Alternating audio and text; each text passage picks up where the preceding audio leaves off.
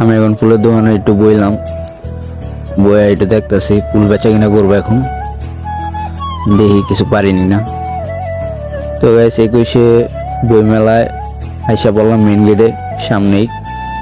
এখন আমরা প্রবেশ করতেছি বই মেলাতে।